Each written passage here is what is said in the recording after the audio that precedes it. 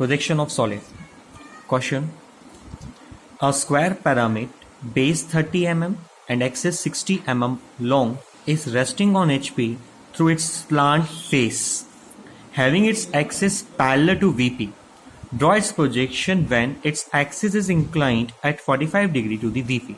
हमें इसके प्रोजेक्शंस को ड्रॉ करना है जब इसकी एक्सिस 45 डिग्री VP से इंक्लाइंड है. फर्स्ट ऑफ ऑल क्वेश्चन में लिखा हुआ है square pyramid base 30 mm axis 60 mm is resting on HP. तो ये हमेशा के लिए याद रखें, फिगर जहां रेस्ट करता है फिगर वहीं बनता है. तो हमने सबसे पहले एक लाइन खींची, that is called the reference line XY. Then कौन सा VP कौन सा HP, तो हमेशा हम मान लेते हैं फर्स्ट कोऑर्डिनेट. फर्स्ट कोऑर्डिनेट के केस में VP प्लेन ऊपर होता है और HP प्लेन नीचे होता है, मींस VP ऊपर HP नीचे. अब क्वेश्चन में लिखा हुआ है कि स्क्वायर पिरामिड कहां रेस्ट कर रहा है, HP पे, इसीलिए. और कितने की साइड है, बेस की साइड 30, तो 3 सेंटीमीटर की स्ट्रेट लाइन का एक स्क्वायर. तो हम 3 सेंटीमीटर का एक स्क्वायर बनाते हैं. 3 सेंटीमीटर की लाइन, देन 3 सेंटीमीटर की लाइन,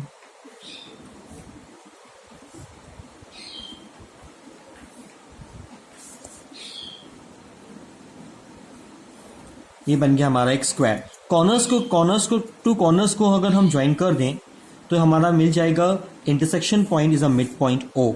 देन सारे पॉइंट्स को हम नेमिंग करेंगे, तो that point is A, B, C and D.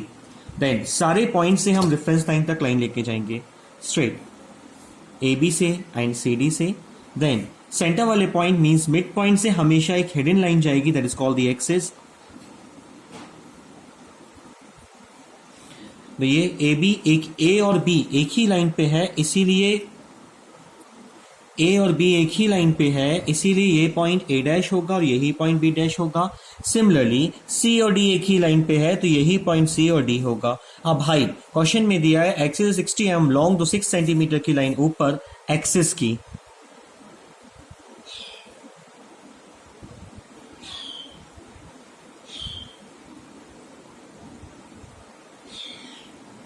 That point is O dash. Then cross में ज्वाइन कर दें O डैश को ABCD से.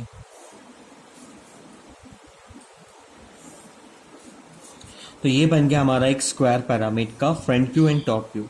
मगर क्वेश्चन में लिखा हुआ है it is resting through its slant face. Question में लिखा है स्लांट फेस से रेस्ट कर रहा है. स्लांट फेस कहां होती है, तो आउटर लाइन हमेशा जहां एज होती है, इस लाइन के ऊपर वाली लाइन को हमेशा स्लांट फेस बोलते हैं. स्लांट फेस बोलूं या ट्राइंगुलर फेस बोलूं, एक ही चीज है. तो इस क्वेश्चन में लिखा हुआ है स्लांट फेस से रेस्ट कराना है. अब स्लांट फेस से रेस्ट कराना है, इसीलिए हम डिस्टेंस O से CD का राउंडर में लेंगे. ये लिया O से CD का डिस्टेंस राउंडर में लिया. रैंडमली पहला पॉइंट कहीं भी मार्क किया, उस पे राउंडर रख के आर्कट किया, तो हमको ये 2 पॉइंट मिल गए.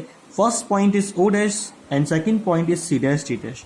हमने क्या किया था, O से CD का डिस्टेंस राउंडर में लिया, कहीं पे भी रख के आर्कट किया.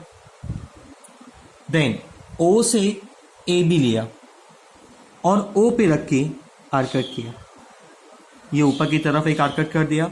फिर AB से CD लिया राउंडर में, AB से CD लिया, इस CD पे रख के आर्कट कर दिया. देन ये पॉइंट हो गया हमारा A dash B dash. Join A dash B dash को O से ज्वाइन कर दिया, O से CD को ज्वाइन कर दिया थोड़ा सा डार्क, देन CD को AB से ज्वाइन कर दिया, ये हो गया. देन CD से मिड वाला पॉइंट लिया, CD पे रखा, आर्कट किया, जो भी पॉइंट मिला उसको O से ज्वाइन कर दिया.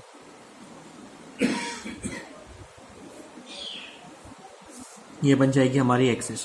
देन ये हमें स्लांट, इस फिगर को उठा के इस पोजीशन पे लाके रेस्ट कराया है, क्योंकि क्वेश्चन में लिखा था resting through its slant face और ट्रायंगुलर फेस. देन सारे पॉइंट से लाइन नीचे ड्रॉप करेंगे, CD से, AB से, देन O से.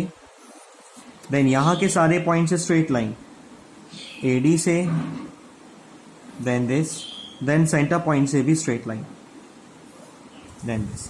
अब पॉइंट्स टू पॉइंट्स को हम मैच करते हैं. तो देखिए बेटा, यहां लिखा था CD, C एंड D, तो इस लाइन पे C और D मिलेगा. D की स्ट्रेट लाइन पे D1, C की स्ट्रेट लाइन पे C1.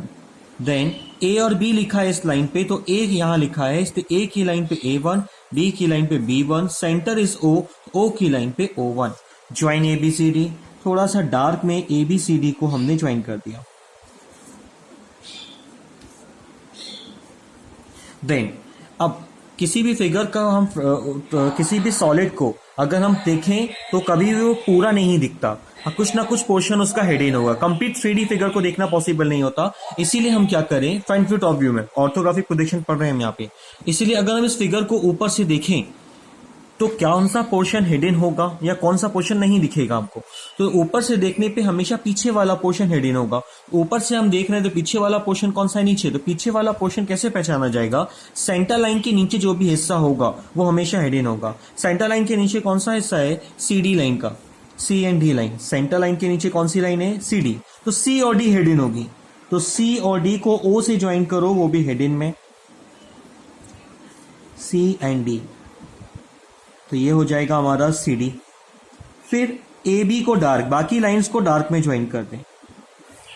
तो ये बन गया हमारा एक square pyramid is resting on HP through its slant face और ट्रायंगुलर फेस। अब क्वेश्चन में इसके आगे बोला गया था, it is inclined, draw its projection when its axis is inclined at 45 degree to the VP। VP से एक्सिस को इंक्लाइन करना है तो VP का एंगल कहां बनता है, हमेशा HP पे। तो रैंडमली एक पॉइंट मार्क किया कहीं पे भी, देन 45 डिग्री का एक एंगल बना दिया।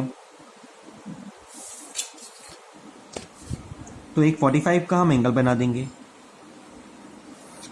ये हो गया। देन अब इस फिगर को यहां बनाना है। इस फिगर को यहां बनाने के लिए सबसे बेस्ट स्टेप होता है कि आप सेंटर लाइन को लेके फिगर मार्क करें। देखिए सेंटर लाइन पे कितने पॉइंट्स हैं, 1 2 3, 3 पॉइंट है। पहला पॉइंट अपन कहीं भी मार्क कर लेते हैं, 1। अब इस फर्स्ट से सेकंड पॉइंट के बीच की डिस्टेंस लिया, इन पॉइंट्स को यहां रख के आर्क कट किया। Similarly first to last third point तक का डिस्टेंस लिया हमने, फर्स्ट टू लास्ट O तक का, देन इस पॉइंट पे रख के आर्क कट किया। तो ये पॉइंट हो गया O1। देन अब देखिए यहां की कोई पॉइंट्स में नेमिंग थी क्या, नहीं, यहां भी नहीं है। तो जिस इस फिगर के लिए हमेशा के लिए याद रखें, जिस पॉइंट पे नेमिंग नहीं मिलती है वहां से 90 का एंगल बना दो सारे फिगर के लिए। अभी हम पिरामिड पढ़ रहे हैं, सिलेंडर पढ़ें, कोन पढ़ें, प्रिज्म पढ़ें या क्यूब पढ़ें, कोई भी टॉपिक पढ़ें, जिस पॉइंट पे नेमिंग नहीं हो यहां वाली फिगर के लिए, उससे हमेशा 90 डिग्री पे लाइनें ड्रॉप कर लीजिए, खींच लीजिए। देन मैं यहां से 90 के एंगल पे एक लाइन खींच रहा हूं, देन यहां से एक 90 के एंगल पे एक लाइन खींच रहा हूं, ये खींच दी। अब ये कितनी होनी चाहिए, तो यहां से पहले वाले पॉइंट से ये D तक का डिस्टेंस लिया, देखिए पॉइंट टू D का डिस्टेंस लिया। ऊपर और नीचे के ये डिस्टेंस बराबर होंगे हमेशा, इसीलिए यही डिस्टेंस पहले पॉइंट पे रख के एक आर्क पुट ऊपर, एक ऊपर और एक नीचे, बोथ साइड कट कर दिया। सिमिलरली सेकंड वाले पॉइंट से A तक का डिस्टेंस, सेकंड पॉइंट से A तक का डिस्टेंस लिया,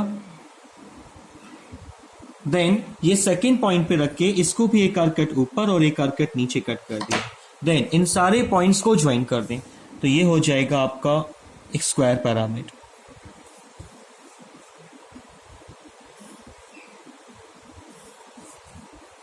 जैसी नेमिंग यहां है वही यहां होगी। तो ये था A1, ये था B1, ये था C1, ये था D1। देन इन सारे पॉइंट्स को ज्वाइन कर दें। ये हिडन था, जो पोर्शन हिडन था, जो जैसा था वो वैसा ही रहेगा। तो इन पोर्शन को हमने ज्वाइन कर दिया। देन अब सारे पॉइंट से ऊपर स्ट्रेट लाइन खींची जाएंगी। देन A से स्ट्रेट लाइन, A से स्ट्रेट लाइन, B से ABCD, सारे पॉइंट से ऊपर एक स्ट्रेट लाइन खींचते चलो।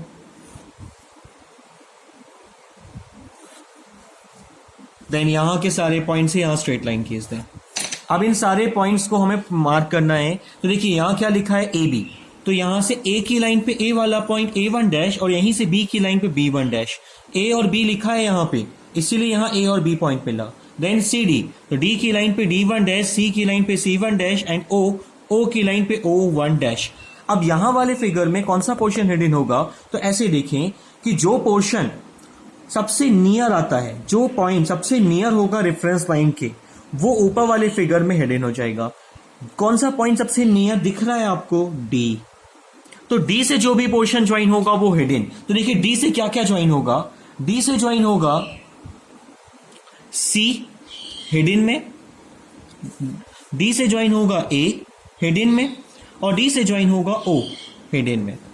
ये डी से ज्वाइन हो गया, बट अब मैं ज्वाइन कर रहा हूं बाकी पोर्शन। अभी मैंने डी को ज्वाइन किया था, मैं पूरा डार्क हो गया। ओ से ए को, then B, then C and then B. अब इन सारे पॉइंट्स को मैंने ज्वाइन कर दिया। This is your thing. तो ये क्वेश्चन हो गया, एक penta square pyramid is resting on HP through its slant face and having its axis parallel to VP. It is inclined at 45 degree to the